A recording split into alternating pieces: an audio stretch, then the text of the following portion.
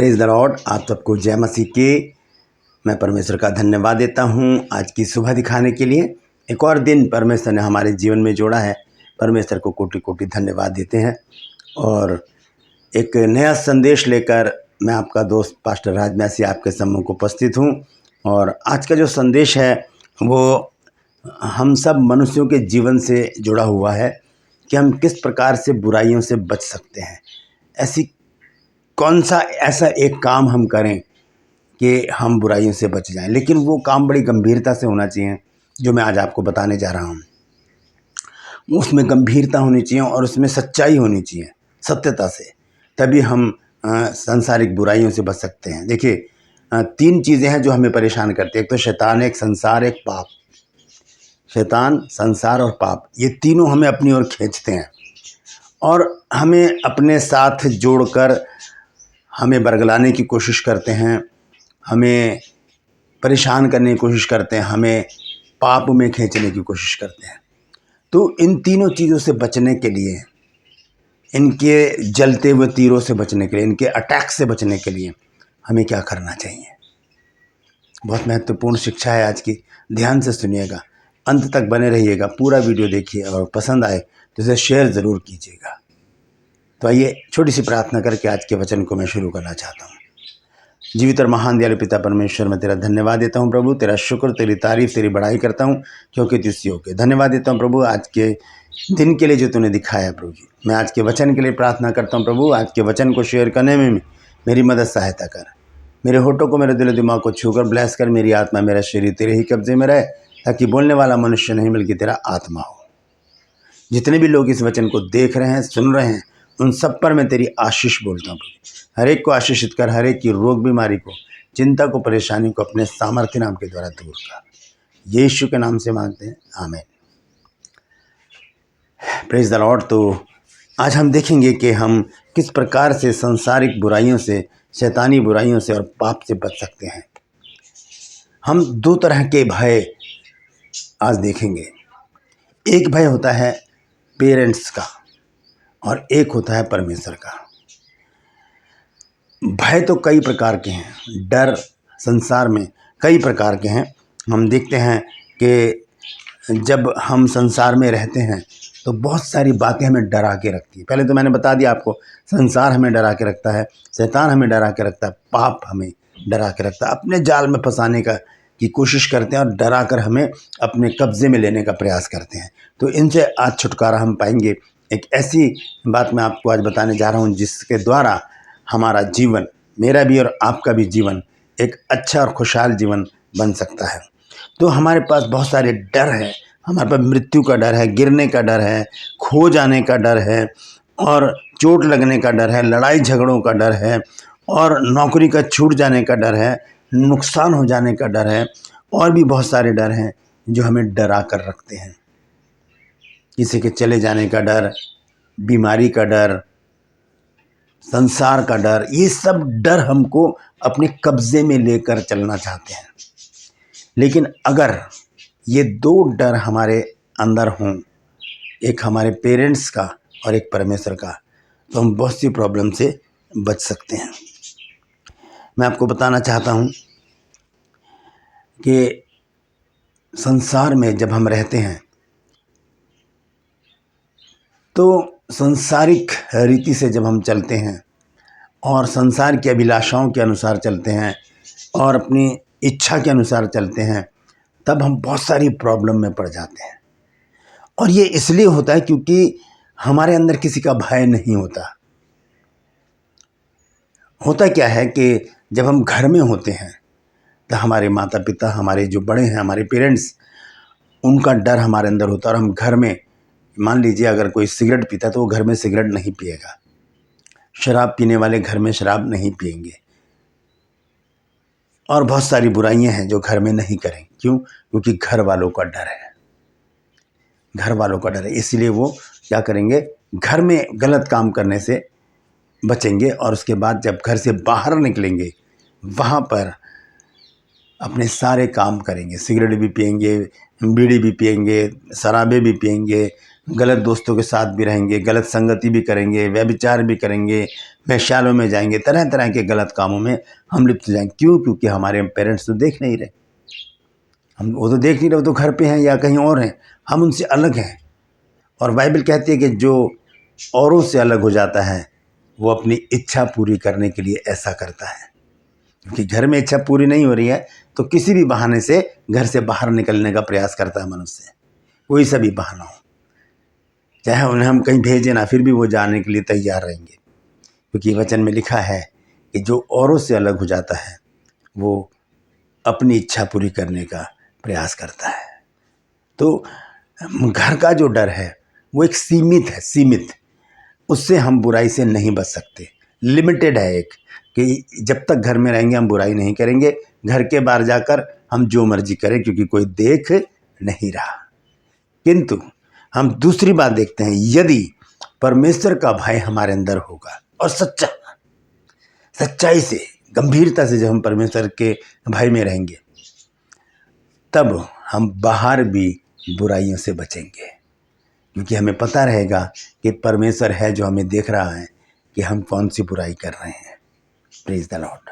आइए एक वचन देखेंगे, भजन संहिता 14 अध्याय और उसका पहला पद। यहाँ पर इस प्रकार से लिखा है, मूर्ख ने अपने मन में कहा है कि कोई परमेश्वर है ही नहीं, वे बिगड़ गए, उन्होंने घिनौने काम किए, कोई सुकर्मी नहीं। मूर्ख ने अपने मन में कहा है कि कोई परमेश्वर है ही नहीं। इसका मतलब समझिएगा, बहुत गहरा मतलब है इसका। कौन कहता है कि कोई परमेश्वर नहीं है? वो जो अपनी बुराई में लिप्त रहता है, जब वो गलत काम कर रहा होता है तो वो सोचता है कि मुझे कोई नहीं देख रहा, कोई परमेश्वर है ही नहीं। जैसे उत्पत्ति की पुस्तक में जब हम पढ़ते हैं, उत्पत्ति की पुस्तक 3 अध्याय में जब आदम और हव्वा को परमेश्वर ने अदन की वाटिका में रखा था और उनसे कहा था कि ये जो बीच में जो पेड़ का फल का पेड़ है उसका फल मत खाना, बाकी सारे फल तुम खा सकते हो, एक आज्ञा दी थी परमेश्वर ने। लेकिन जब वहाँ पर शैतान की एंट्री होती है, मैंने शुरू में आपको बताया शैतान, संसार, पाप हमें अपनी ओर खींचेंगे, तो शैतान ने वहाँ पर आकर क्या किया, हव्वा को अपने कब्जे में लिया। और क्या हुआ वहाँ पर, 6 आयत को मैं पढ़ूंगा, उत्पत्ति 3 की 6 आयत में लिखा, सो जब स्त्री ने देखा कि उस वृक्ष का फल खाने में अच्छा और देखने में मनभाव और बुद्धि देने के लिए चाहने योग्य भी है, तब उसने उसमें से तोड़कर खाया और अपने पति को भी दिया और उसने भी खाया। यह है मूर्खता। भजन संहिता 14 अध्याय के पहले पद में लिखा है कि मूर्ख ने अपने मन में कहा कि कोई परमेश्वर है ही नहीं। ये भी वही काम कर रहे हैं, गलत काम कर रहे हैं, आज्ञा का उल्लंघन कर रहे हैं, लेकिन वो मन में उनके ये आ रहा है कि कोई हमें देख नहीं रहा, क्योंकि परमेश्वर वहाँ तो था ही नहीं। लेकिन परमेश्वर तो हर ओर दृष्टि रखता है। हम देखते हैं भजन संहिता 33 अध्याय में जब हम पढ़ते हैं 13 पद को, तो वहाँ पर क्या लिखा है, यहाँ पर इस प्रकार से लिखा है कि यहोवा स्वर्ग से दृष्टि करता है, वह सब मनुष्यों को निहारता है। तो हम कौन से भ्रम में पड़े हैं कि हमें कोई देख नहीं रहा। आदम और हव्वा ने समझा कि हमें कोई देख नहीं रहा, उन्होंने सोचा कि जैसे कि मैंने भजन संहिता 14 के पहले पद में पढ़ा है कि मूर्ख ने अपने मन में कहा कि कोई परमेश्वर है ही नहीं। जब हम कोई बुराई कर रहे होते हैं घर से बाहर, तो हम सोचते हैं कि हमारे घर वाले नहीं देख रहे, परमेश्वर देख रहा है, परमेश्वर देख रहा। तो परमेश्वर का भय हमारे अंदर होना बहुत ज़रूरी है। अगर परमेश्वर का भय हमारे अंदर नहीं है तो हम बुराइयों में ही लिप्त रहेंगे। और परमेश्वर के भय के बारे में बाइबल बहुत कुछ बताती है। मैं 2 पद आपके सामने रखूंगा। सबसे पहले हम देखेंगे नीति वचन 16 अध्याय और उसके 6 पद में इस प्रकार से लिखा है, अधर्म का प्रायश्चित कृपा और सच्चाई से होता है और यहोवा का भय मानने के द्वारा मनुष्य बुराई करने से बच जाते हैं। जब परमेश्वर का डर होगा और लगेगा हमको कि परमेश्वर हमें देख रहा है, वो हर समय हम पे दृष्टि रखता है, तो हम छोटी से छोटी बुराई करने में भी डरेंगे, बशर्ते कि एक सच्चा डर हमारे अंदर परमेश्वर का हो, दिखावे का नहीं। सच्चाई से हम परमेश्वर से डरें, गंभीरता से हम डरें, उसका भय। देखिए परमेश्वर इतना खतरनाक नहीं है कि वो हमें मार ही डालेगा, वो तो दयालु पिता है, वो माफ़ करने वाला प्रभु है। हम जब माफ़ी मांगेंगे वो तुरंत हमें माफ़ कर देगा। उससे प्रेम करें, उससे लिपटे रहें, उसकी आज्ञा का पालन करें।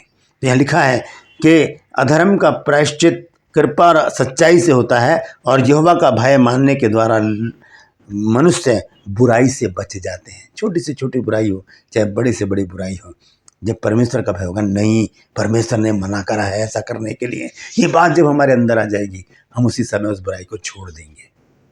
ये भय होना हमारे अंदर ज़रूरी है। फिर हम देखते हैं नीति वचन 14 अध्याय में ही और इसके 16 पद में यहाँ पर लिखा है, बुद्धिमान डर कर बुराई से हटता है, परंतु मूर्ख ढीठ होकर निडर रहता है। बुद्धिमान डर कर, किससे?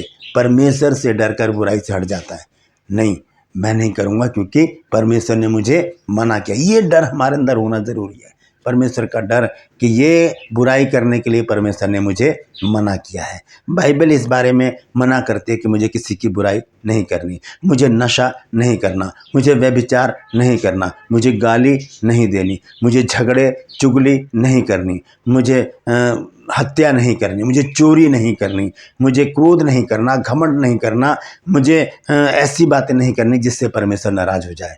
ये बात जब हमारे दिमाग में रहेगी तब परमेश्वर हमें आशीषित करेगा, हमें क्षमा करेगा, हमें बढ़ाएगा, हमें उचित समय पर बढ़ाएगा और हमारी सारी चिंताओं को दूर कर देगा। शर्त यही है कि हमें परमेश्वर के भय में होकर जीना चाहिए। Praise the Lord. क्योंकि माता पिता का डर तो सीमित है, घर में रहेगा। पेरेंट्स का, जो भी हमारे बड़े हैं, उनका डर घर तक सीमित है। घर के बाहर निकलते हैं हम आज़ाद हैं, हम कुछ भी कर सकते हैं, लेकिन हम ये नहीं जानते कि घर के बाहर ही परमेश्वर का काम शुरू हो जाता है। वो हम पे दृष्टि रखता है, हमारी बुराइयों को देखता रहता है, लिखता रहता है, और फिर जब न्याय का समय आएगा तब वो एक पत्र हमारे सामने रख देगा कि कौन सी तारीख को कौन से समय पर क्या हमने किया है। वो सब न्याय के दिन खोला जाएगा, खुल जाएंगी किताबें। जब भी हिसाब होगा, इंसाफ का तराजू यीशु के हाथ होगा। तो बहुत सावधानी से चलने की ज़रूरत है। क्यों? क्योंकि घर के बाहर हम आज़ादी से जब अपने जीवन को जीते हैं, अपनी इच्छाएं पूरी करते हैं और बुराइयों में लिप्त हो जाते हैं, तब परमेश्वर हमें देखकर क्रोधित होता है, फिर वो हमारी ताड़ना करता है। तो हमें परमेश्वर को देखते हुए, परमेश्वर को अपने सम्मुख जानते हुए, अपने साथ चलते हुए लेकर चलना है, ताकि हम बुराई से बच सकें, हम बुराई से बच सकें। यहाँ पर मैं एक बार फिर से बता देता हूँ, नीति वचन 14 की 16 आयत में लिखा है, बुद्धिमान डर कर बुराई से हटता है। इससे परमेश्वर से डर कर बुराई से नहीं, परमेश्वर देख रहा है, मुझे ऐसा नहीं करना है ना, मुझे। और यही डर हमने अपने बच्चों के अंदर भी डालना है। बच्चों को समझाना, बेटा कोई भी गलत काम करने से पहले सोच लेना कि कोई तुम्हें देख रहा है, परमेश्वर तुम्हें देख रहा है, परमेश्वर ने इस काम के लिए मना किया, तभी हट जाओ वहाँ से। मना करो किसी भी काम को। अगर कोई आपको उकसाता है तो उसे भी मना करो, नहीं मेरे परमेश्वर ने इस काम करने के लिए मना किया है, नशा करने के लिए मना किया है, व्यभिचार करने के लिए मना किया है, गाली देने के लिए, चुगली करने के लिए, परस्त्री गमन करने के लिए परमेश्वर ने मुझे मना किया है। हट जाए पीछे, और जब हम पीछे हटेंगे, परमेश्वर हमें संभाल कर हमें ऊंचे स्थान पर खड़ा करेगा। Praise the Lord. तो ये दो प्रकार के डर हैं। एक तो माता पिता का डर जो सीमित है, घर में है, लेकिन जब परमेश्वर का भय होता है वो पूरे संसार में है। जहाँ भी हम जाएंगे परमेश्वर वहाँ पर मिल जाएगा। एक गीत हम गाते हैं, तेरी आत्मा से भाग कर मैं कहाँ जाऊँ, तूने मुझे आगे पीछे घेर रखा है, अपना हाथ मुझ पर रखे रखा है। तो उसने घेर रखा है, हर जगह, हर पल, हर परिस्थिति में प्रभु हमें देखता रहता है। आइए अंत में एक वचन पढ़ के मैं समाप्त करूंगा। यह है यिर्मयाह नबी की पुस्तक 23 अध्याय, और मैं पढ़ूंगा उसका 23 और 24 पद। यहाँ लिखा, यहोवा की यह वाणी है, क्या मैं ऐसा परमेश्वर हूँ जो दूर नहीं निकट ही रहता हूँ। फिर यहोवा की यह वाणी है, क्या कोई ऐसे गुप्त स्थानों में छिप सकता है कि मैं उसे ना देख सकूं।